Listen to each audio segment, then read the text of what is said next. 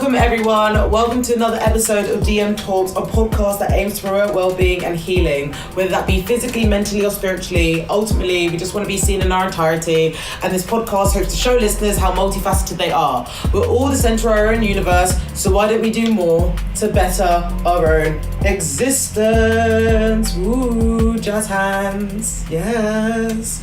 Hello everyone. This is the first episode of 2012. No, oh my goodness, I said it again. That's so funny. 2021, actually.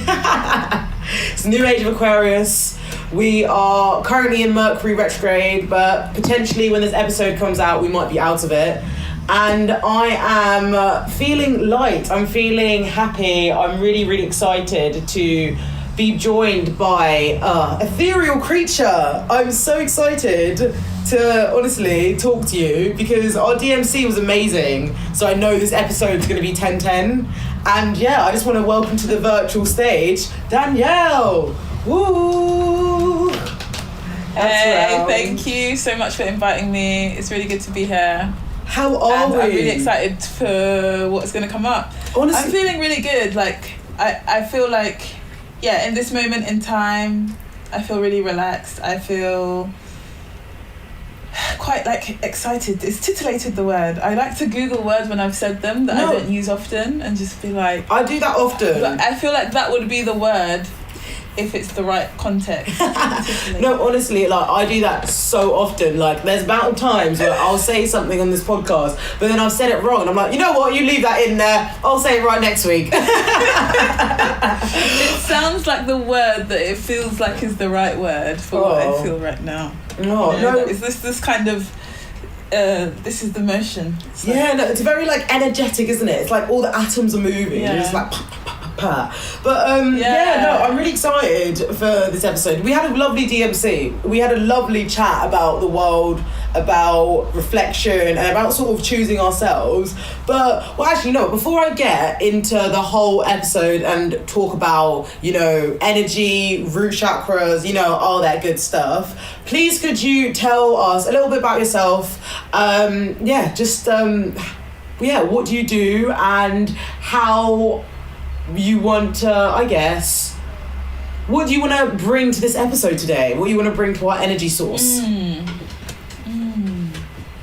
Okay, yeah, I like it. It's a big questions there, but I'll see if I can answer. Sorry. I guess I could start with my name, which is, I should know, right? Yes. So my name is Danielle. I like to say my full name. I say full name. I like to say my full names that I'm comfortable sharing in public. There's some names that I hold that I don't like sharing in public, but I like to address myself fully and bring myself into the space. Amazing. So my name is Danielle Dizza Osajivbi Williams. And Danielle meaning God is my judge, and Dizza is my self-given name, divine, zigzag zig, Allah, arm leg, arm head. For me, that's very representative of my persona when I'm going to name what the work that I do as kind of relating to spirituality, relating to knowledge, wisdom, understanding, relating to connection of the self, so moving from knowledge and wisdom to understanding, being of self, ourself as divine beings, and bringing that connection and understanding to everyone that I interact with of their own divinity within and their own knowledge of self. I do this through the work that I do in terms of teaching, guiding, facilitation, but also and counselling. I forgot to mention that big bit. I'm an integrative counsellor and psychotherapist, and I'm also a movement artist, so I like to bring that in through kind of like dancing as well, and facilitating workshops around movement meditation, getting people in touch with their body as this vessel that is holding them, that provides a lot of information that if you're in conversation with can help you to move through life in hopefully with more wellness and inner peace. Amazing. That was honestly like your name is beautiful, by the way. And I'm so excited to learn more about you. Like I feel like I'm such an I always say this, infectious energy warning. Like if you see my Instagram, it'll be infectious energy warning. It's like in your face, quite loud, quite forward, quite energetic, as they say. But you make me like you remind me, as you said, a movement artist. You remind me of how much I like to dance and how much I like to move. And it's funny because, like, if you see these visuals today, I think both of us have just been like moving our hands or like preaching or like, I don't know, we're just doing something with our bodies because we're just we're literally feeling it through spirit, and I love that. I should probably put a disclaimer on this episode. We've had so many technological differences or problems that if you watch the visuals today, you're going to see me here with 2 laptops. Just mind your business and keep on listening or keep on watching. You know, like, it is what it is. Recording from home. So I thought I should just let you guys know. No, I'm actually really, really looking forward to understanding more stuff about the root chakra today, and understanding how we can be nicer to our bodies and therefore to our spirits, because we're all spiritual beings having a physical experience. And I think the more that I've like sort of learned that concept, the more that I can see my body as the temple that it is, and I kind of want to like show that light to others, you know. And I think that's why it's just so great to have you on a podcast, because we're doing that in sort of an accessible format that anyone can listen to. So I'm really happy. Yeah, I'm really excited too. And yeah, when you initially, so like, yeah, when we talk about root chakra, I guess for me it's not my lineage of practice. I want to acknowledge that first going forward, that it's not like my lineage of practice. I don't have expertise in it, and the way that I've actually come through understanding of chakras has been somewhat diluted and through kind of an appropriative, like, new age spiritual lens. I want to acknowledge that, but also respect that it has helped me as well. I kind of want to name those complexities and those conflicting energies as they sit with me, like when I do talk about chakra work, because I do openly talk about like my chakras and yoga and things like that, but I also do hold that feeling of, oh gosh, should I be talking about this? I did it. But no, I get that. At the end of the day, it is what it is. This is the context. I just want to name that context from myself, my context of how I sit with it and feel with it, and that my knowledge of it, I don't feel is adequate, but I do work with it with the knowledge and things that I do have. Because, for example, like, you're talking about root chakra, but actually sacral has been coming to me quite a lot. That's been the space that I've been wanting to really work with. I actually ordered some waist beads recently with specific crystals for the sacral chakra. Beautiful. And yeah, I feel like it's connected, the kind of root and the sacral, in terms of some of the energies. I feel like so if I understand root chakra, for me that's about like our grounding, right? It's about kind of like security, what do we feel stable in, what do we feel resourced in, but also lineage is what I also think about when I think about the roots. It's like, what kind of is like, I think of ancestors as roots, you know. So even in dances, in traditional African dances, especially those that have been upheld in the Caribbean, a lot of the work is kind of like in connection with waking up the ground, believing that the ancestors are channeled from the ground. So like when you do kind of like kumina or dinkimini, things like that, a lot of it is kind of like, there's the hip movement, which again, actually also, that's the root area, right? It's like all that movement is all kind of root area. And then also like the feet movement as well, like tapping into the ground and really kind of waking it up. So yeah, that's how I think about root chakra energy and rootedness and work. Honestly, like working with the land as well, working with like working the with the elements that are available to us, and the elements to bring about what we need to feel safe, secure and stable. And again, that's like you said about working with the elements, like my movement meditations are elements of movement meditations. It's literally like building that awareness, like about how we can make use of what we have around us to support our liberty, to support our wellness. Honestly, like everything that you just said, yes. I love it because it just shows us, like, me and you, like, we're interested in this energy source, and I'm hoping that this will prompt other people's education or perspective, or just how they sort of integrate this information into their lives. And yeah, I think that's all that we can ask for, really. But without further ado, I want to take it to our first segment. And the first segment is called The Divine. And The Divine is where we shine a light on a good thing. And this week, what I want to nominate for The Divine are sound bowls, right? So, what's it called? Sound bowls. Like, you know, like sound bowls, like tuning bowls. Yeah. Yes. So I think within spirituality, or even within like energy releasing work, there's so many different ways of us to heal. Like, people can use art therapy, people can go to counselling, people can go, like, there's so many different things that you can do in your intimate space at home or in an external space, right? But sound vibrations and sound healing has been really comforting me over the past month.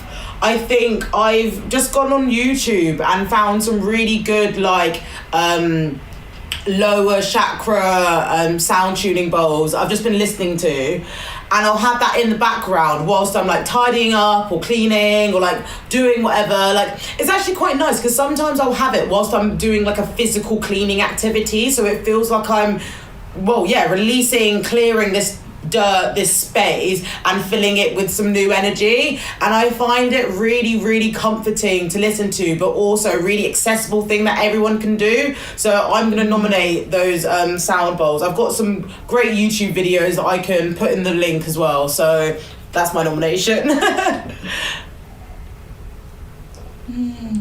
Do you have one? I saw you moving your hand. I was gifted one, actually. Again, this is another thing that I feel really complex about, but I use it for my wellness. I'm just like, I feel like I don't have a right to it, but I was gifted, and I kind of like, I love working with it, and it's been helping me, because I believe this is a throat chakra one, and it's been helping me work more with my voice. And I start doing like kind of like my own humming, chanting with it that just feels authentic to me, and I do feel a difference. I actually did it before the session, just went around with it and just kind of like was doing my humming to open up my voice, because I knew I would be using my voice today as a vessel, and I wanted it to be well tuned. Honestly, like that, it's so fitting, isn't it? It just shows you how everything's connected. I really, really appreciate those bowls, and hopefully I'll be able to treat myself to one soon, because it's my birthday coming up. It's so powerful. Yes. Honestly, what would you like to nominate for The Divine? Ooh, when you were talking about bowls, I was thinking, what would I nominate as a divine? And I think, for me, the theme of like forgiveness has been coming up a lot, and I guess it's more as a reflective process.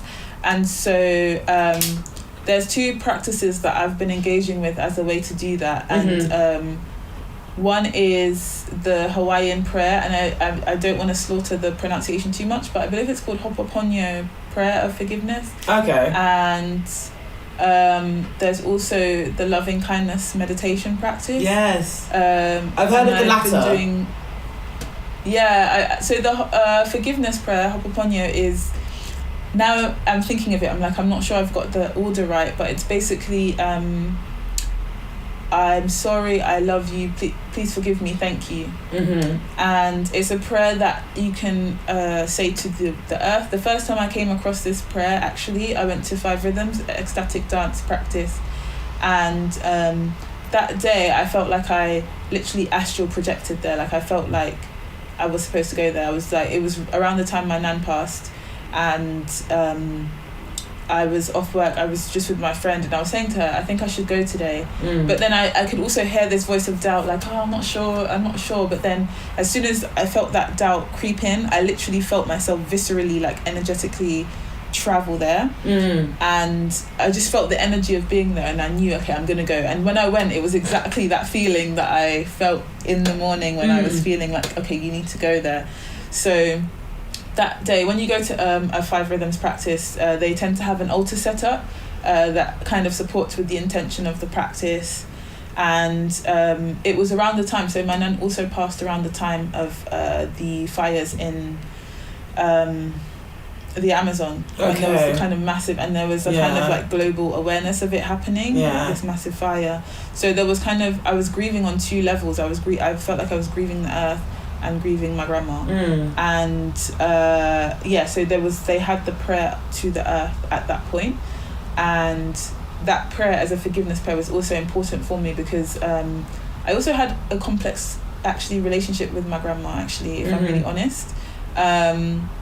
It was filled with love, but it was also filled with a lot of hurt, and so also going to the root chakra, and also for me connected to the sacral chakra is there's a lot of kind of childhood wounds and baggage and experiences that I'm still to unpack, actually, and grief is the first kind of portal into being able to process those feelings and those things and being really honest about it and how much is still left to do. But yeah, kind of those practices around forgiveness for self, for earth, and also for those who did what they had available to them with the tools they had available, who have caused harm, you know, and the ways that I also have responded in a response to feeling harmed, you know, is kind of building that awareness that no one is perfect, and we all try the best that we can. And it kind of their practices of building compassion, and then going again to loving kindness. It's also about that, how do I build compassion for myself and others? And the first time I actually heard the loving kindness practice was on I had the Liberate app, and I really like that app, but I don't want to say I don't like paying for it. When I feel more resourced to pay for it, then I probably will pay for it. No, but I get it, because it's like if you find an app, you like it, you want to use it, and you want to because you use your phone every day, so I can use this app every day. That's how I see it. But then also you see it as like an add-on to your money, like that's not a necessity. Like you could be doing something. So then it's a weird cycle with apps. I understand what you mean.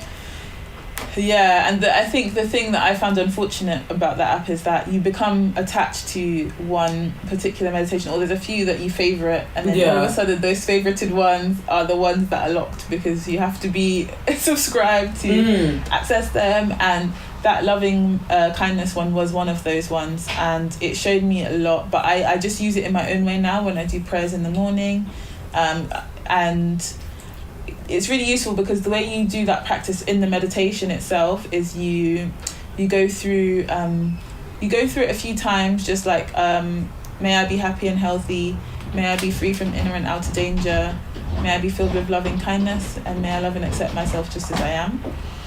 And you do that a few times, and then you're guided to imagine different people. So first yourself, and then you're a great teacher. But when I picture a teacher, I picture someone maybe like a challenging teacher. So someone who teaches me lessons I don't want to see. So it could be someone that I'm in conflict with for whatever reason. And then you picture someone that when you see them, you feel their unconditional love. Yes. And I often pick like one of my younger siblings. When I see children, I see like, this love and acceptance and love beaming out of them towards me. And then you pick a stranger, someone that like maybe you've seen them, maybe it's like a shopkeeper down the street, or a stranger that you bump into on your road, or just, you know, someone's face that you saw once in your life, and then I think that's it, and then you just go back to the practice again. And it's like you repeat it because you've got like your love varying at different stages with the it's like my love is infinite and I can give it to you, but it's like you've got different people that resemble different stages of your relationships or love or yourself in relationships, and how you communicate that love and intention to others. So that's really, really powerful that it's worked for you, and I'm happy that like you've been able to brace these techniques. Yeah, and I think they're especially important in times of deeper reflection or shadow work, I would say. So when there's a deeper period of introspection happening, if you feel like you're in a review, especially a time like this, Mercury retrograde, where old relationships, old dynamics that are maybe dying out or that are being put forward for review, do I want to continue maneuvering like this in relationship, coming up again, then that often calls in for me time to do those deeper practices of like forgiveness meditations or loving kindness, but with the extra visual guide as opposed to where I would normally just do it and just say it as an affirmation in a daily practice.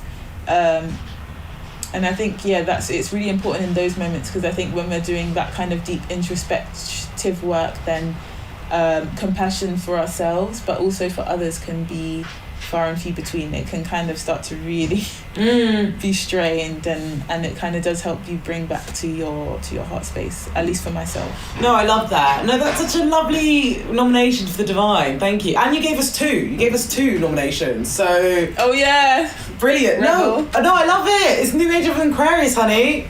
Tell them. Amazing. Well, that means that it's next up for our next segment. Hi guys, welcome to Decoding the Messes. This is the part of the show where we unpack something that we consider mess, whether that be online or offline. And today we're talking about our lowest chakras, and that would be the root chakra, the sacral chakra, and the solar plexus. I particularly want to talk about root just because that's something that I've been learning about more so recently.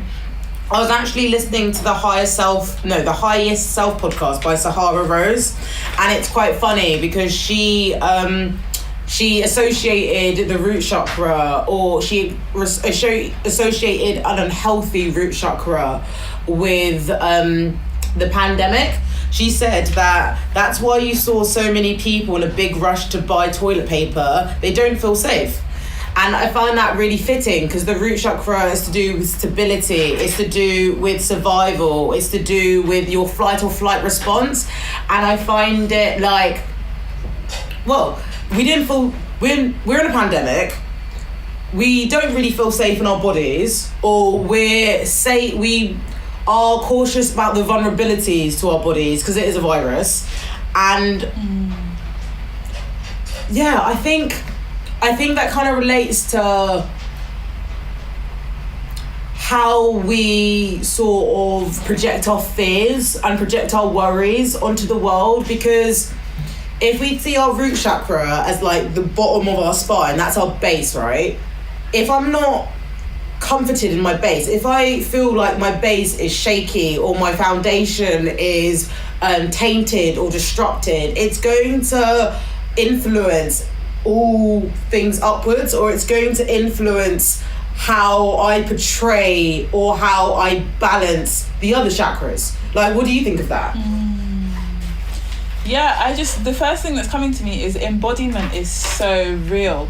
And that's why, like, even though I trained in like talking therapy, like psychotherapy and counselling, the embodiment stuff is so important to me, and the somatic work and things like that, because things manifest in behaviour, and therapy does talk about that. It does talk about even CBT, cognitive behavioural therapy. It's like from a thought, it's like a behaviour and action and whatever from a situation, right? And so that can very easily be applied, what you're talking about with the toilet paper, as a very real manifestation, embodied manifestation of instability and insecurity with ourselves and fear. And so I think it's really interesting work. I think about the root a lot in terms of like grounding work, and what would it mean for everyone to feel really grounded? Like what does security and stability mean to us on an individual personal level, but also as a collective level?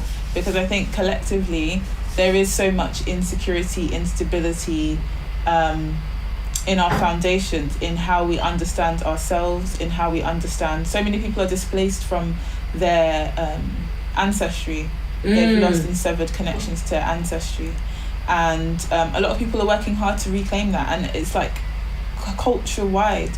And even, you know, globalization is a very popular thing, and it has blessings that have come with it, but it also has caused severings of many like dying languages and things like that. And that is part of root, you know, the security that we have in knowing where we've come from.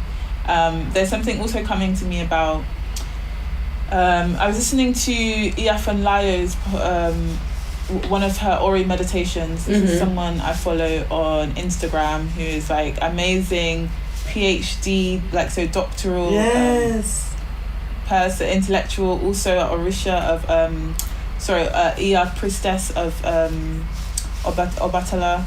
And one of the things that they were saying about destiny and Ori being higher self, if you subscribe to this faith system of Ifa, and destiny being a really important part of that, understanding who you are, your destiny, what you're here to do on this earth. She was explaining that you have more than one destiny. You have a personal destiny, you have a ancestral destiny, and you have a collective destiny. So that collective being community, the community that you feel that is tied to you. You know, everyone has community or communities, plural, that they feel they have a responsibility to, or that they are accounted to and accounted by, right? And I think of that in terms of that being root, you know, the places that you come from, the people that you feel connected to you. That's how we find safety as well, as in belonging, right? We feel safety and security if we feel that family is good, that we feel that we've got our basic needs met. That like, even if you go to Maslow's hierarchy of needs, it's like you've got the basic needs like food, shelter, physiological things sorted out. And then at the top, you've got your actualization, which is about self. And I really find that connected in all kind of different thought patterns, whether it be kind of like Western psychology and science now backing it. And kind of thinking about root chakra as a kind of ancient healing system and knowledge, indigenous knowledge. And even if it would explain it more in like kind of like destiny and alignment. Like, are we in alignment as society?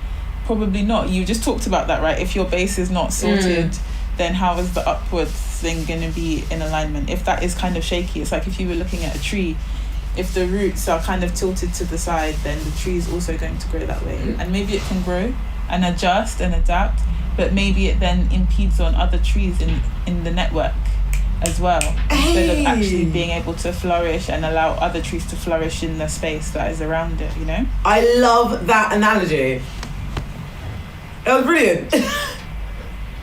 That's so good. You said something earlier about sort of the semantic work, right? How does that look like to a person who goes to therapy? So if I'm trying to sort of, I'll let you answer that question. You said the somatic work specifically. Yeah. So with the somatic work, that's something that I want to delve into even further now that I've qualified, because I qualified specifically around talking therapy, and the closest that we got to somatics was focusing as a technique of person-centered. Okay. So that was a derivative of person-centered humanistic counselling that also looked at like, we need to get in touch with the body, we need to get in touch with sensation. Somatic work, as I understand it, and where I want to get deeper into it, is awareness of the kind of neuroscience and understanding. It's very trauma-informed and aware of the fact that a lot of trauma happens and occurs non-verbally. So it happens not on the left hemisphere but in the right hemisphere, which is where creativity takes place. It's not verbal, it's where body language takes place, movement, emotion, all that stuff, right? So it's not easy to translate to the left side, it's not easy to be communicated.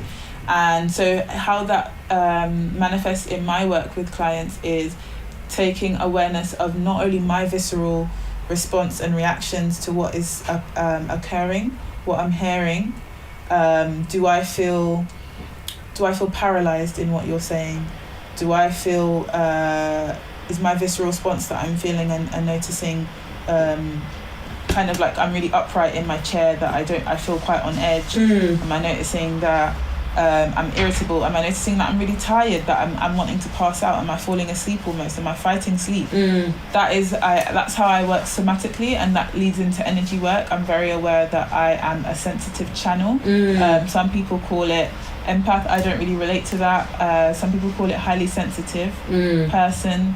I can relate to that. There's also, I've been getting into different systems of knowledge and frameworks of understanding it, but eventually they will say the same thing, which is that some people are very open channels and they pick up easily the presence of other. And so I work somatically in that way, using that as a gift to work with the client and what is being presenting by speaking on it. So checking my experience and if that is relating to their experience. So I'm noticing, when you say that, I'm noticing this response in myself of being frozen. But then, having said that, we're also told and advised, and it's very important to not bring ourselves in too much. So I also do that tentatively once I've built up a relationship to be able to do that. Or I use that information without saying directly that that's happening. So I might say that I might relate a word based on how I'm feeling. It's like if instead of saying the word that they were saying, I might say frozen or something, and then see how they respond to that, like if that's how they identify with or the word that's coming to me is frozen, and that word might come through a visceral feeling of me feeling frozen. Yes. But also going back to somatics, also just on a really basic level, watching and observing their body language. Yeah. Maybe I don't feel frozen, but I can see the way that they're sitting is kind of like really sharp. And so I'm very like, I use that space because I think when you are quite open and receptive in big crowds and things, in trying to pick up all the channels of information amongst a lot of people can be very overwhelming. But when you actually have the opportunity to channel it directly one-to-one, it's actually really easy to just tap in and to be present with that person and to feel the space, to feel into yourself, to root into yourself, and to have energetic boundaries to know what's yours and what isn't. And so, and it makes it easier to work with and check in with your reality as well, to check in and name your observations. I'm noticing that you do this. I'm noticing that you're doing this right now. When you said that, but your body was doing this. Could you tell me a bit more about that? What was happening there? Sometimes it's nothing, or sometimes they're not comfortable to say yet. Sometimes it takes time of trust building and things for them to say, actually, that dissonance between my body and what I was saying is something. So that is another way. Another thing that I think I work somatically with is just kind of the techniques that I use. So visualization, guided meditations. Sometimes I do them with actual body movement. So I've had a few sessions where, to end, if it's felt very heavy, then I've said, let's do a embodied exercise that kind of represents leaving some of this energy here in this space. So it could be like kind of pulling from the ground and then stretching upwards and then dumping it, just kind of like throwing it in the room. Do you have videos of this on your Instagram or similar things? Oh, that's kind of, that's my movement meditation. Oh, so amazing. Yes. The element, so like if you kind of, for the element of air, for example, I'm kind of like, what do I symbolize when I think of air? I think about symbol, I think about freedom, I think about communication, but I also think about birds. I love birds. I have an affinity for birds in the sense of I feel very connected to birds as a spiritual guide. And so when I'm doing the air meditation to help me if I'm really feeling maybe anxious, because also breath is also the lungs, so I think of air and I think of the lungs as well. But sometimes stillness in meditation doesn't work. It doesn't feel safe. It doesn't feel safe for clients, and even in my personal experience, it doesn't always feel safe. And I do like to be restless sometimes, and it's like, how do I that's channel okay. that energy and still find how can I channel that energy, right? And so that's where kind of like embodied meditation and movement meditation has been a thing that has been forming for me that I'm really interested in. But I love that. Like, how do I bring myself into the work I do? So it would be just kind of like, okay, so when I'm breathing, I can visualize my breath rising, but instead of just imagining it in my mind's eye, I could actually just do it with my body. So I could actually just lift up my hands and breathe in, and then bring the air back down and just exhale. And I think it's a really useful tool if you just feel like when you hold a lot of energy in the body and just being still is not working. It's like, I'm still feeling it. I still feel very restless. It's like, okay, what is a comfortable movement that you could do right now that channels and works with the sensation? Because that's what somatic work is as well. It's part of that embodiment. It's like, okay, what is this feeling? How is it manifesting? Because it manifests in behavior one way or another. It manifests internally as well in some of the for some people, I'm not gonna say this is a one size fits all. Yeah. But at least definitely in my experience, I identify in this way that sometimes it manifests in very internal processes of some of the kind of like ailments or difficulties that I have. Sometimes like, yeah, kind of like learnt behaviours and responses, and this also corresponds to the chakra as well. So kind of if you read into different chakras points and some of the energy stores, or what can arise when it's imbalanced, you may find, like what you were saying about the toilet roll situation, you might find very real manifestations of how something can be symbolic of that dysregulation, whether it be in you are a relationships wordsmith. and how you're communicating. You are a wordsmith, honestly. Like, all of you think you're talking, I'm just here, like. Honestly, yes, That's please. so funny eat it to up. hear, because I just feel like I'm coming to hear that and learn that and understand that, because I had an aura reading, and you know what, and she said something about your voice. She said, I don't know if it's that you can sing or what it is, and I was like, I wanted to be a singer when I was a child, but I can tell you now I can't sing. I could probably hum and chant, and that there's probably power in that. Yeah. Like if I was to get into spirit, because I speak in tongues and things, so I know there is things with my voice. It may not be singing, at least commercially. I think, yeah, where maybe I would have used my voice in ways that would not serve the collective necessarily if I was a singer. But I think, yeah, maybe it's coming through in this way, that this is how I'm supposed to use my voice. But honestly, like you've described so many things with such ease and fluidity. It's made me really digest what you're talking about, especially when you were talking about the restlessness in the body. Like I said before earlier on this episode about this infectious energy warning. Like sometimes it can be a blessing, but sometimes it can be a curse. Like I've got all this like pent up like frustration when I am you know when you feel like you're wired or you're kind of strained and you feel very fidgety. Like I'm one of those people, like ever since I was younger, like tapping my foot whilst being in school, like one of those people. And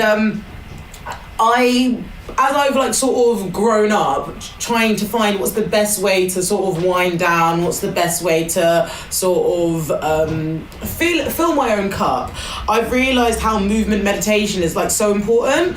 And like I shared my views a couple months ago on I did an episode called Meditate to Elevate, and I spoke on why you would meditate, why you don't meditate, etc. And some people messaged me saying that they don't because of ADHD, and this led me to just research some more things about how can I adapt this practice to accommodate my ADHD. So not like me, well, I mean, I'm not sure yet, I still need to get tested, but I was like just doing more research for the collective, for the audience that I was serving, and it just made me realise how it really is about, again, following your own GPS, adapting the style, adapting the sort of communication for you, so then you can integrate it more into your well-being. Because I think, well, how long have you been like using dance or using movement as a practice to release? I think it's really powerful. Woof, that's a powerful question in itself. I think probably since a child, if I'm honest. Like I've always been like, when I was young, I wanted to be like a singer, and dancing was part of that. I wanted to be a performing singer, so like an entertainer. I was really obsessed with Aaliyah, and like Aaliyah was like the epitome of like just talent all round. Like, what's it called, triple threat? Yeah. She was acting, she was dancing, she was singing, she was doing all of it, and she was doing it well. Like she had an angelic voice, and she could move, like she could really move, and I was really into that. And I grew up in the Caribbean. I grew up in Barbados, and dancing is a big part of the culture there. Like, you know, we would be in PE, we would have like dancing sessions and things like that, so it was always there for me. And when I came back over here, it was actually difficult adjusting, actually, like because I think I'm learning again in my life that I am someone that likes to be in the move. I need a lot of rest and I need a lot of downtime, but I do like to be on the move. I like to be moving. I can be restless if not. And I did kind of retreat when I was back in the UK, but I would kind of be pretending to be in music videos, so I'd be creating routines and stuff, and dance is always something I come back to. Like I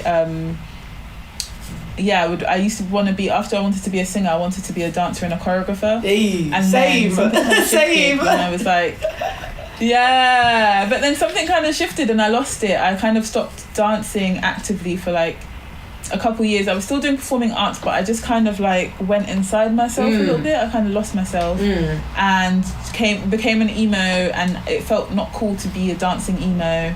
But then I was still dancing, but like still not actively. And then, but slowly, dance always finds me in one way or another. Oh. Like my first degree ended up like I found a few dancing societies, and I ended up writing about dancing in my dissertation. I did a dissertation on twerking for psychology. Hey! And Oh my god! Wait, no, pause.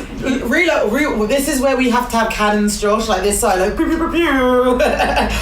Tell me about twerking in a dissertation, because like I know you've just met me fairly recently, but honey, when we. Like, my goal is to get Megan Thee Stallion's knees. Like, that's all I want in life, you know? Like, tell me about your dissertation. I actually want to be a dancehall queen. Like, I want to be a dancing queen. Like, I have a pole as well. Like, I just want to be able to do all the athletic, gymnastic tricks in the world. But that's so linked to sacral chakra again. Yeah, again, and it's funny because I've been unintentionally trying to heal my sacral chakra without realising it, but then there's some underlying unconscious things that are still there that have been coming out, and it's like the signs have been there. It's like going back to the oracle card you pulled. The sign is there in your face. It's just you've got to follow it, right? Oh. And so I have been.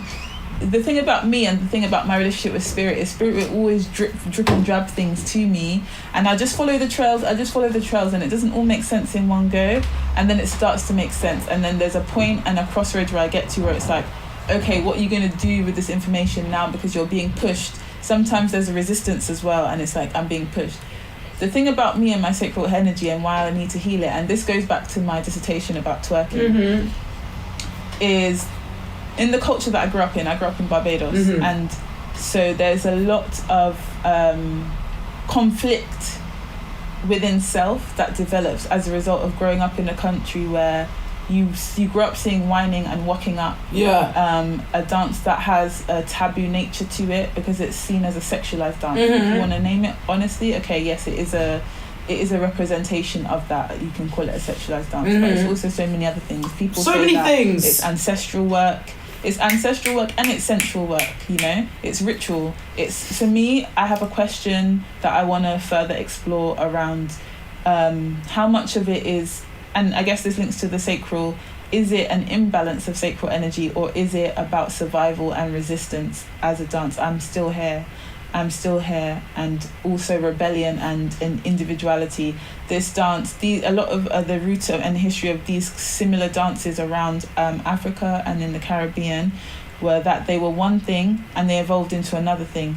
And the key thing that is between the change and the evolution is colonization and the colonial gaze on those dances, and then what they became as a result. So I was very interested when I was researching it and how much that impacted Black women's perceptions.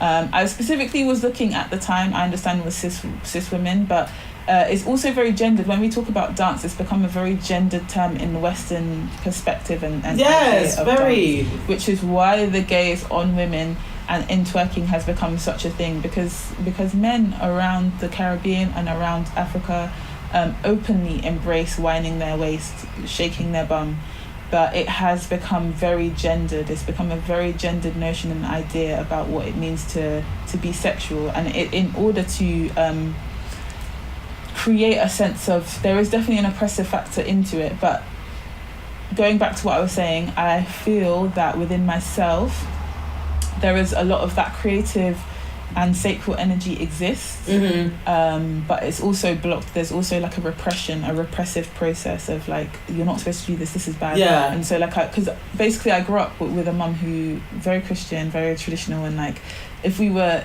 at a party she would come and check to make sure we weren't dancing on anyone. So there's a way that kind of has impacted my expression or blocked my expression of like Yeah. how safe I feel to fully let go, because there's a desire for it. There's like, I want to jump into the splits and get into a headstand and shake. Do you know what I mean? But it's also like, no, that's wrong. That's not ladylike or whatever. That's also there. And I'm still kind of like navigating and moving through that.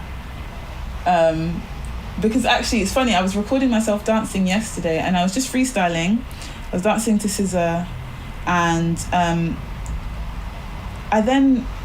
was just flowing, but then it was also naturally becoming quite sensual in my movement. My movement can tend to flow in that way naturally.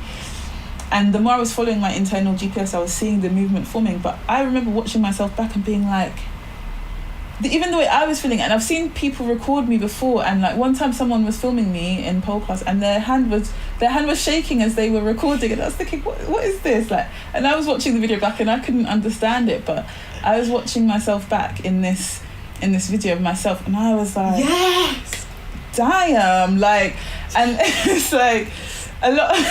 Honestly, I'm just so like, I'm living for it, this conversation. Like, I needed to have a conversation with you today because you had to reignite this thirst for life. It's funny that you say all this like sort of embodiment, and like with the podcast that I just mentioned, the one by Sahara Rose, she literally finished she finished the conversation with, there is power in our earth suit. What would the world be like if women were fully embodied,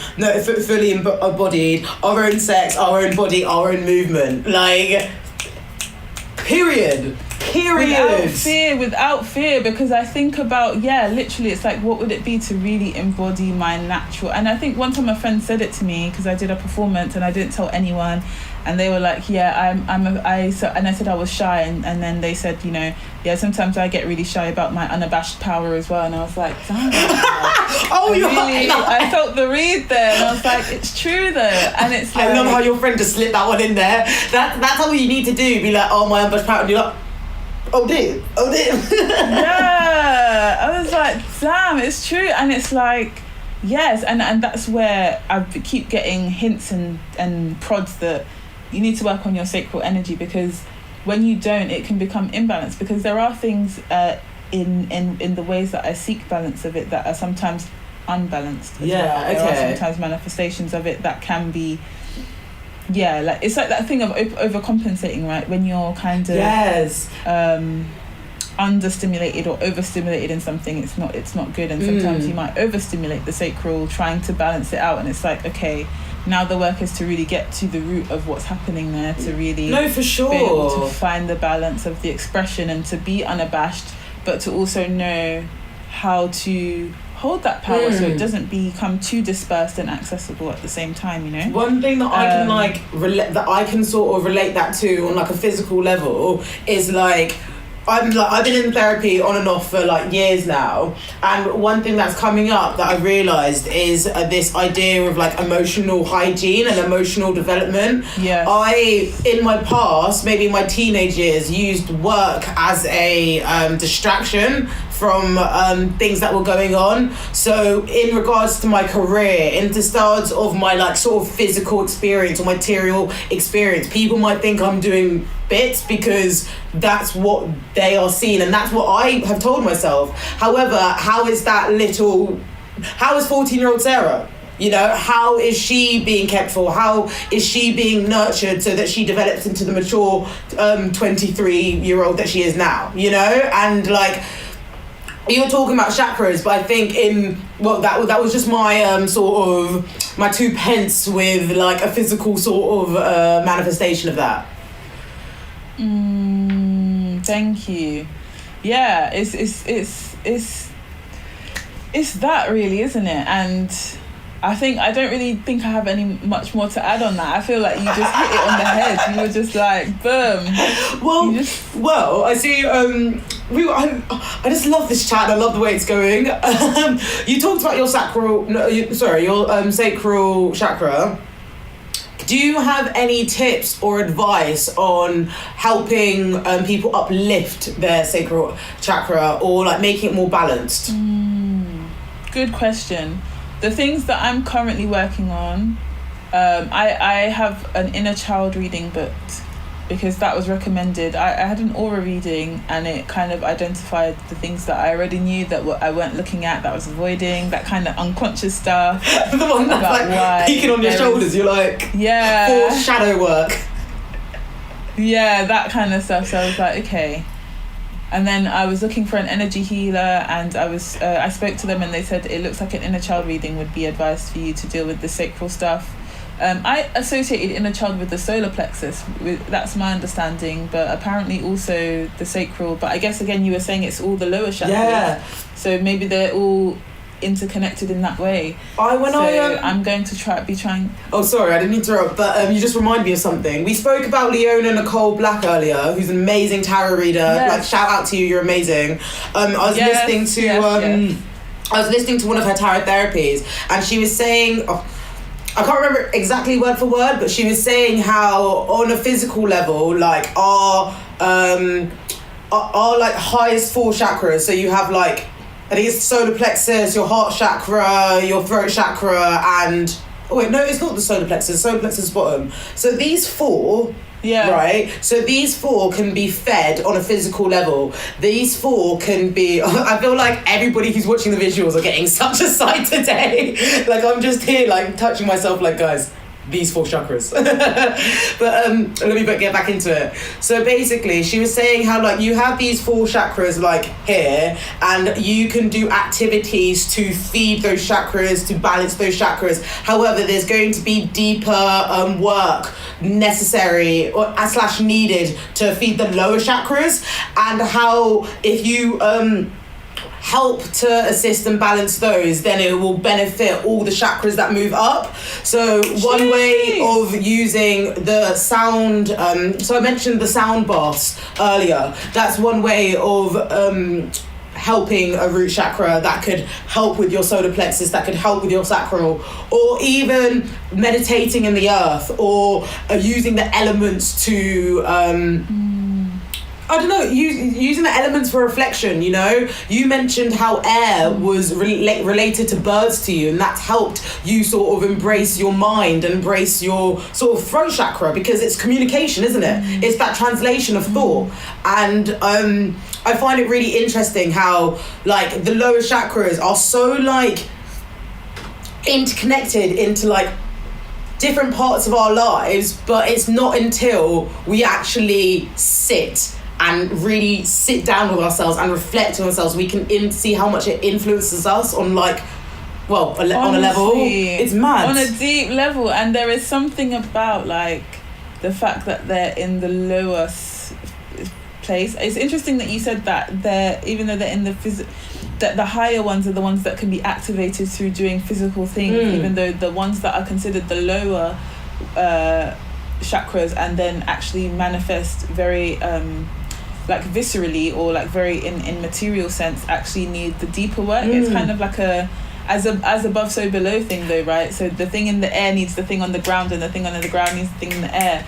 And that's why, so a lot of subliminal, I'm working with a lot of like repatterning subliminal stuff. So I'm doing more yoni mudras, for example, and I look for specific like sacral chakra yoga practices, like core work and things. I would say subliminally my interest in pole was probably definitely linked to my lower chakras in general. I wouldn't have known that consciously at the time when I pursued it, but definitely it's been feeding into that process of healing. I also listen to frequencies. I look for like those Schumann resonance and solfeggio's frequencies that are supposed to help the sacral chakra.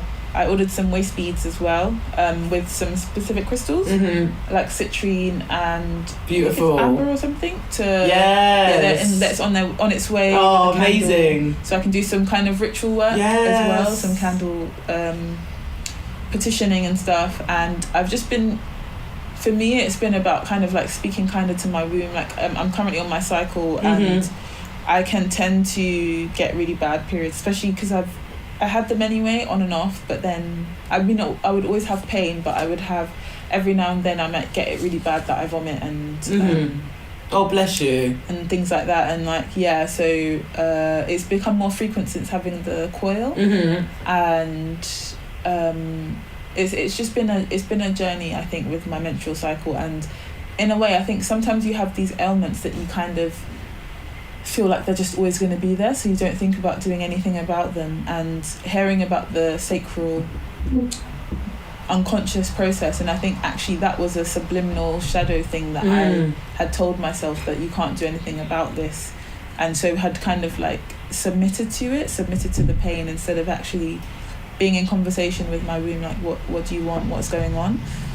And so I'm trying to consciously speak kinder to my womb, and so far, you know, I've still got a few days left on my cycle, but I have some discomfort, but today I haven't got pain. I've been on for a few days, and I haven't really had pain. When I have pain, I kind of start to rub my womb instead, and just kind of say like, I'm here, it's okay, like I hear you, I'm here. And that seems to be working so far. And also just doing the mudras, and obviously I need to see how it goes. It's still quite early days, but I'm gonna intentionally just build a relationship of like, I think the first day I made the pact, actually, when I heard my aura reading, and I cried, and I just like laid down with my hands on my womb, and I said, I'm really sorry, I'm going to do better, like I love you, I don't hate you, I do love you, and I want to do better. And yeah, so that has been a journey in itself, I think, that is going to be continual. I don't think it's an overnight it never process stops at all, as with any healing. And healing's not linear. So those are big parts of it. Honestly, like, it's mad, because there is a part of me that wishes that you knew me more to realise how much I needed to hear this. Like, even before this episode, when me and 1010 Josh were setting up for today, we were talking about releasing relationships, we were talking about choosing ourselves, but in a very like intimate way of like knowing what your values are and sticking by your guns. And I think it reminds me of what you said, because it's that acceptance, but also that softness to yourself, it's that niceness to yourself, it's the patience, and you know that it's going to get better, so you provide hope. Yeah. This has been amazing. Yeah. This has been so good. Yeah, it really has. Honestly, I'm gonna have a smile from here to here, and this has been so beautiful. I'm actually gonna end decoding the message here, because I honestly don't think I can add any more, my love. It's amazing. Thank you so much. This has been great. Are you excited to get a tarot reading? I'm so excited, because I was just about to say as well, I knew this would be this, because when I pulled the cards, remember I got 3 of Cups, and when I got 3 of Cups, I was like, oh my God, yes! I have to agree to this. Honestly, like, you're gonna see me, I'm gonna be like, hey, how you doing? Like, oh my God, have you seen this reading? Like, that is gonna be me. I'm gonna be like a really top fan now. But oh no, that's amazing. So reflective, and I'm just really blessed today. I'm really, really happy to be here.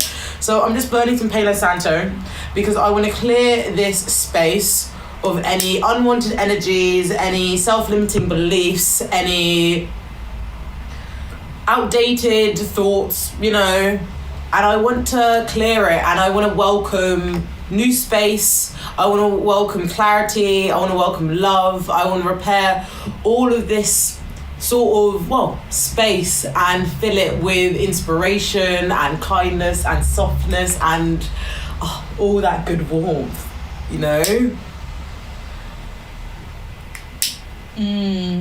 I'm just feeling into it as I'm listening to you, and just kind of getting into the mode of like receiving, I guess. I'm getting into the feminine, getting into the receptivity. Yeah. Oh my goodness. Honestly, it's lovely. Have you had a thought of what you'd like your question to be? The question that is coming, and I hope it's not too vague.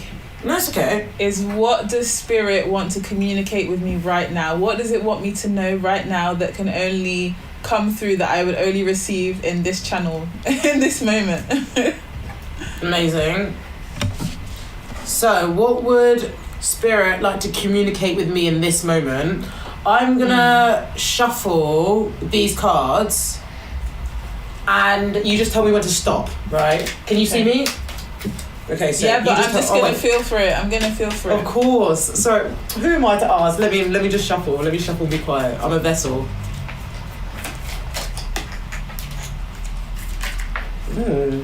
Yeah. Oh, what did you? Oh, never mind. Yeah. Yeah. Okay. I'm gonna pick out. Can I have one more card for advice? How do I communicate this? Yeah. Wow. Okay, so. I'm excited. Normally I'm scared when I see friends, you know. I'm like, oh my God, is it going to shout at me? What are they gonna, not shout at me, but like, what are they going to school me on that I haven't been listening on? Because I used to have a nickname, Hard Ears, when I was little. So I was like, what are they going to tell this hard ears person?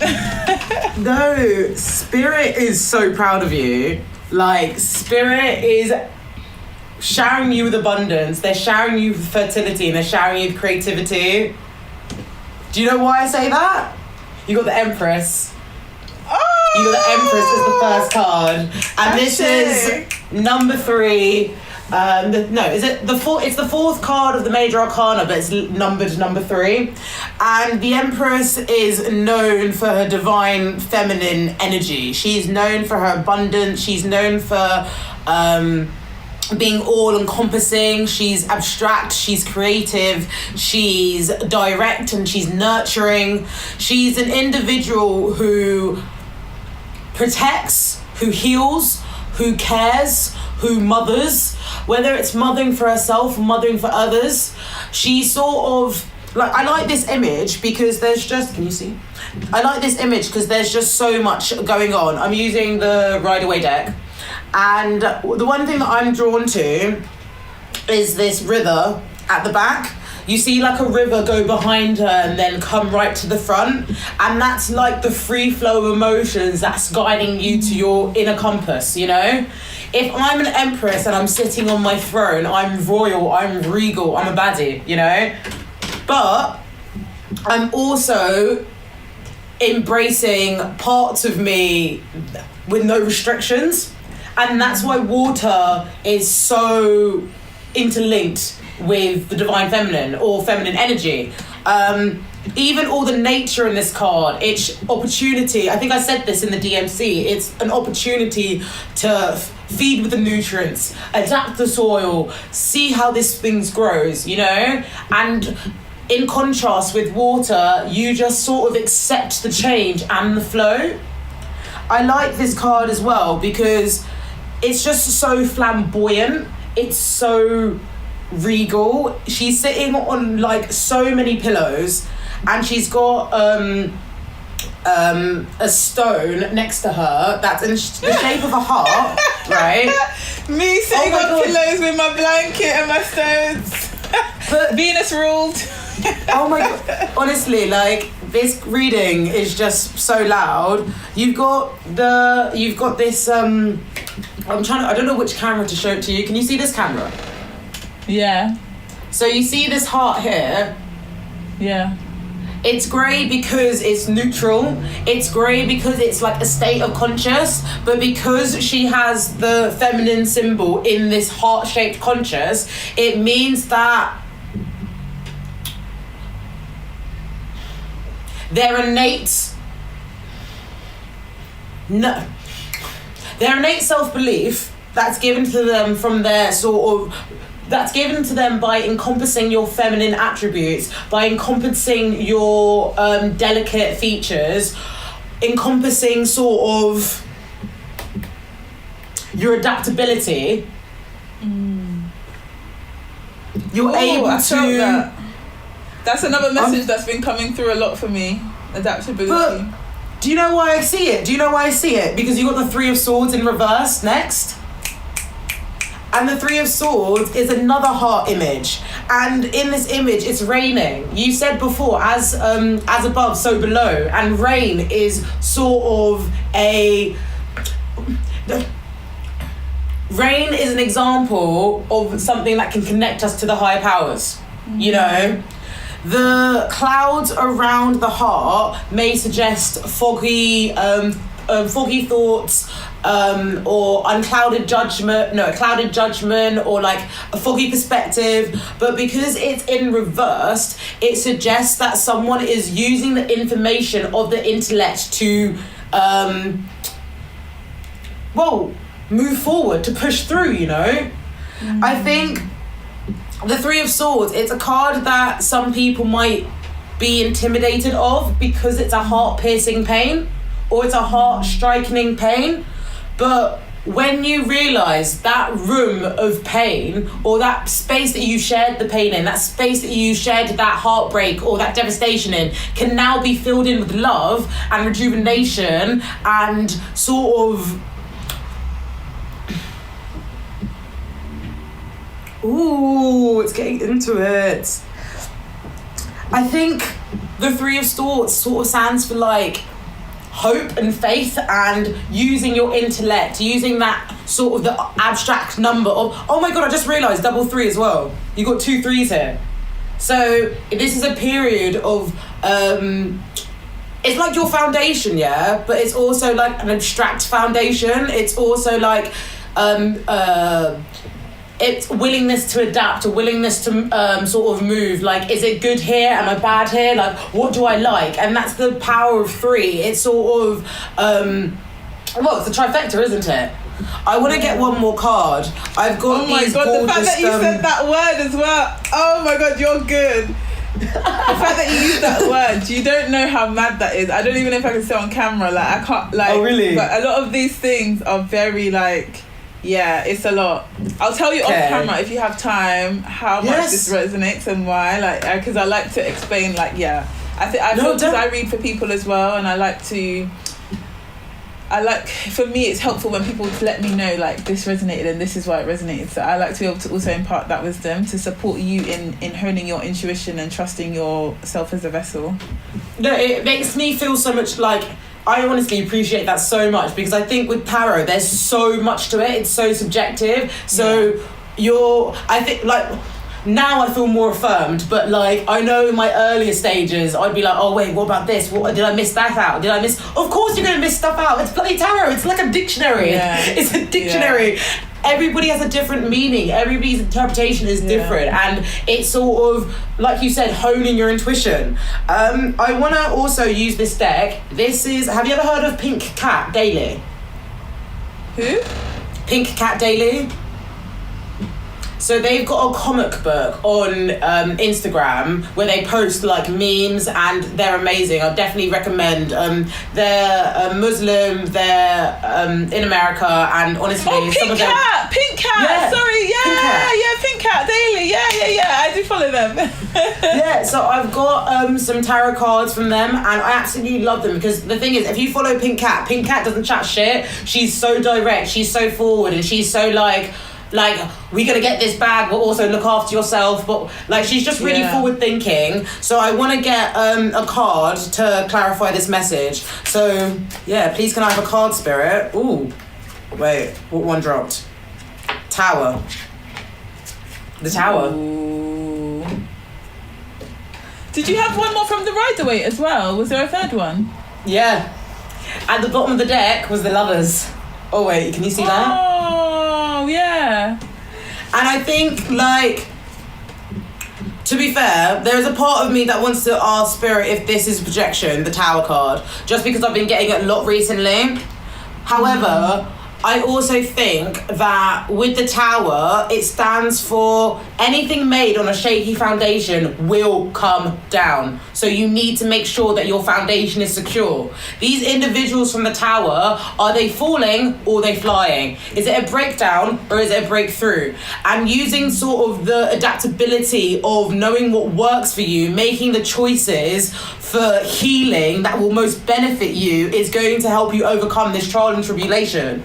The Lovers was at the bottom of the deck, right? And when something, I see it as the bottom of the deck, that's like a past energy, innit? That's like a past energy trying to like translate through, trying to push through into your reading. And the Lovers stands for duality, and it stands for choices, and it stands for beliefs and values. So What was your question? Your question was like, what do I need to know right now? Yeah. Okay. Well, one of the first things that we got was this is the sign that you're waiting for. So I want to bring that up because if there's anything that you've been sitting on, I think it's a go ahead from spirit to do it.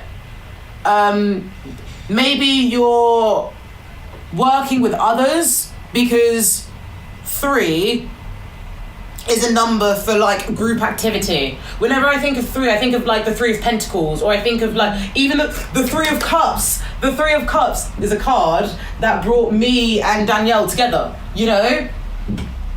So what do I need to know right now? To embrace your feminine attributes by delving in your creativity, feeding yourself up. So the Tower is the 16th card in the deck. You've got the Lovers, which is number 6, and you've got the 3 of Swords and the 3 Empress. So I'm seeing this, so I keep on going back and forth, but the 3 of Swords is to do with your mind, is to do with your intellect. How are your thoughts manifesting into your world?Maybe it's using... You said earlier how you've been sort of enhancing your throat chakra and sort of like not celebrating, but like you've just been strengthening it, really. This is a time for speaking your truth, but also, I think just, not just choosing yourself, but celebrating yourself. That's what I'm getting this reading for. Because from our DMC as well, this is the sign that you asked for, you know? You have permission to be your whole self. You have permission to be the Empress that you are. Because the Tower will remind you of what's important. So does the Lovers. It's alignment of values. It's alignment of foundation. How does that feel for you? There's a lot of air as well in this reading. I so just much air. Like Lovers, Gemini. Then you've got Empress is Venus, but I feel like it's associated more with Libra than it is Taurus. Yeah, and then no, you're right. The 3 of Swords as well. Another air sign. I don't know what Tarot's correspondence is. Is that... I can't remember the maybe that's a fire sign. To be fair, I actually just realised something really beautiful with this card is that the Tower on top of... I'll let you zoom in actually. In the Tower, in the Pink Cat deck, there's a moon at the top of the Tower, but it's like a rainbow is coming out of the Tower and going into the pool of water. I'll see if I can... Did you skip that? If you can have a look, you see how there's a rainbow coming down and then it's back into the pool. So it's like sort of feeding yourself up again.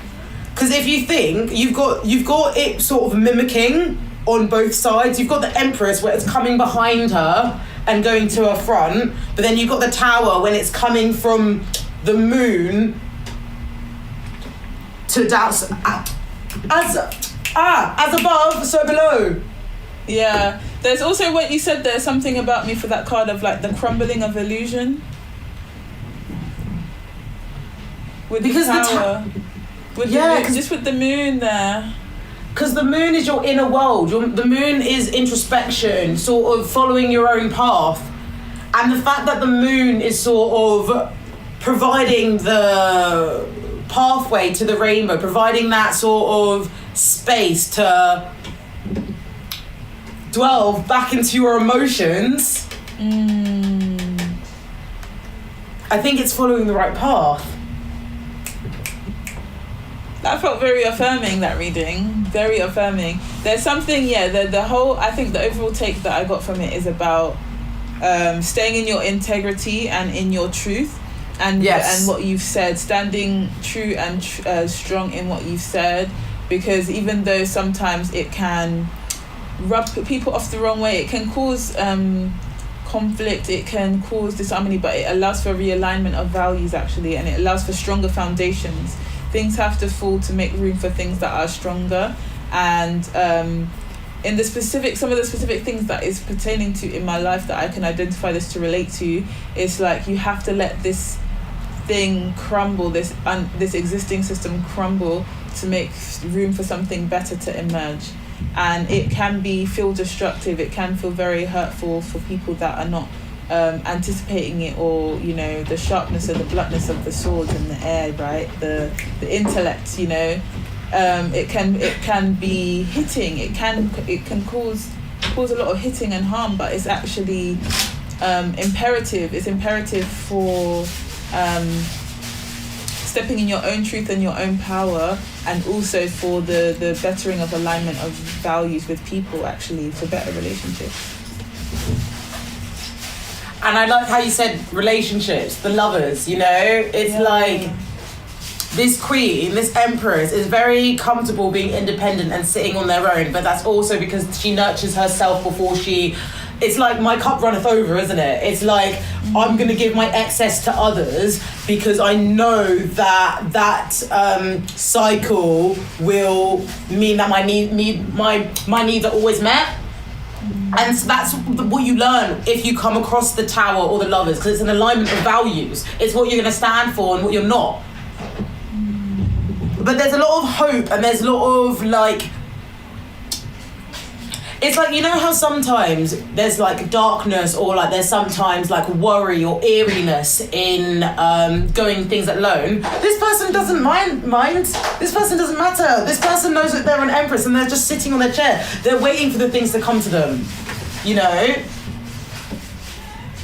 That was another little prompt that has come around a lot. I'm actually in a personal, I don't know if you know about numerology, but I'm in a personal 1 year. Okay. And it also links to a reading that it's important for me to allow things to come to me, allow opportunities to come to me, allow invitations, but also and also to be able to set up independently. And independence is very important for me. It's just part of my character, but also not at the expense of relationships and being able to delegate and collaborate. Oh my God, yeah, I think that's it. That was honestly such beautiful reading. Oh my God, I'm kind of shook. That was powerful. That was really powerful. It was very, very powerful. Thank very you, powerful. Spirit. Thank you so much. Let me just add some water to my altar. No, please do. This is, oh my God, honestly, you've given me so much hope and so much confidence in choosing myself. Throughout this conversation, but also throughout this reading, because it's nothing in this life is coincidence. Do you know what I mean? Everything, we were brought to each other. It's that timeline. I think as well, you talked about numerology. I think I might be number 5. As in your year is 5, or the year you're in now is 5, or my life path number. Your number, personal number. My path number, my life path number. I just realised, if you're not a spiritual person, this might sound so random to you, but basically everybody has a number in their life. And I think mine is 5, and that's the ability to adapt and change and shift. A bit like a chameleon. Yeah, independence as well. And it explains why you have so much Aries in your... Oh. The thing I love about all these concepts and these systems is that I'm very interested in, if I ever do a PhD, it probably would be on that. I'm not supposed to, I feel do you know what? Anything that I'm meant to say, will say, and anyone that plagiarizes anything, they can copy, but it won't be the same as what I'm doing, so I can say it's fine. You have the source, you are the voice. Because sometimes I read things all the time that say don't speak things before you do them, and this, that, but I'm you know what? This particular thing is not that deep, and if someone does want to do it before me, let them. If anything, that will help it for when I'm time to do it. It will make my job easier. Do you know what I mean? So, whatever. Thank you so much. If I ever do a PhD one day, it probably or might be around systems of these different ways of understanding self and how they link together. So numerology, astrology, because as soon as you said the life path 5, I was but all those Aries placements, Aries being the sign of independence, leadership, everything. So for you to be 5, change as well, spontaneity, it loves spontaneity, adventure, that's 5 energy. So for that to be, if that's really your number, and then you've got all that energy of Aries, it makes it just it syncs up well. It makes a lot of sense. Honestly, this has been a glorious reading. Thank you so much. I think we should take it to our last segment. which is the direct message. The direct message is a little take-home message for listeners. And yeah, what would you like to leave listeners with, Danielle? Oof. Okay, tap into self. Like, tap into what is your inner wisdom, your inner knowledge. What is your nervous system? What is your gut telling you? What is it trying to say to you? What is it trying to communicate through spirit, through signs? You know, when you're not listening to inside, when is it sending you signs and synchronicities? That's my message. That's the take home, I think. Listen to the song deep in my heart. Exactly. Listen to the song in your heart. Listen to it. No, mate. Exactly what you said. I think my direct message, to reaffirm what you said, I want to really want everyone to take a look at their internal GPS, into their internal clock that can motivate them to do the things that they want, to make them stand in their boundaries, to make them take no shit. Like, you're here for a reason. You're divine for a reason. Use it. That's my direct message. Oh my God, Danielle! This is, like, I feel like we've just launched into a whole new virtual high five. I feel like we've just launched into a whole new sort of phase of DM talks, or like, because this shit, you can't make this shit up. You cannot make this shit up. Energy never lies. Oh, amazing. Oh, beautiful. Honestly, it's such a great episode. Please, could you let listeners know where they can find you, what your socials are? Because I'm sure everybody wants to get involved. Yeah, so if you want to hit me up on Instagram, you can find me on This Is Dream Roots. That is my open platform, keeping up with my happenings. I will have a website up and running in the next few months, and I'll be seeing clients in May, in case there's anyone who's like, oh, she sounds like she could be my counsellor, my therapist. I am a therapist, so hit me up in May. Honestly, I just know that you're going to be so amazing, because if this isn't, like, we've been talking for what, like an hour and a half or so, just imagine having therapy with you. Beauty, amazing. Honestly, you're changing the world. Thank you so much for coming onto this podcast, and thank you so much for everyone listening. I know we had a bit of a break during lockdown 3.0, but you know, like, it is what it is. That's all the good stuff. You can find the podcast on all podcast streaming platforms, but you can also find us on good_media on Instagram. You can find us on DM.Talks on Instagram. Rate us on Apple Podcasts, because you know we're sick. I'm trying to think if there's anything else that I have to say. I don't think so. But I've had a great episode. I've been your host, Sarah DM. And yeah, thanks so much for listening. I shall see you guys on the flip side. Peace. Bye.